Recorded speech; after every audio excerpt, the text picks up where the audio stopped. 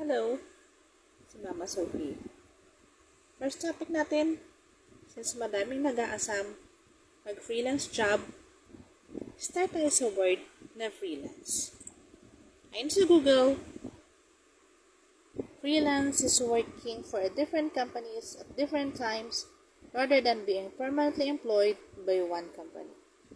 So meaning, marami kang pinagtatrabaho ang company, hindi ka naka-stuck sa isang company lang, or nag-work ka for 2 or more jobs in different company. Dali lang naman ang meaning, di ba? Another one, freelancing. Again, sabi sa Google, one where a person works for themselves rather than for a company. So, ayun nga. Hindi ka hawak na kahit anong company ng solo, meaning free kang mag-work kahit saan o kahit ano.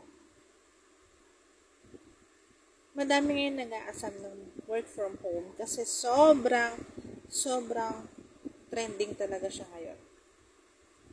Me, personally, I started working at home since 2016. Calls, sobrang hirap. Globe at home Wi-Fi pa noon. Kasi mahirap mag-apply sa PLDT way back in Marikina, doon kami nag-start. So next topic natin would be, bakit gusto mong mag-freelancing? Bakit gusto mong mag-work at home? I know madami tayong reason bakit gusto natin mag-freelance. Bakit natin gusto mag-start working at home. So yun ang next nating pag-uusapan. Good night!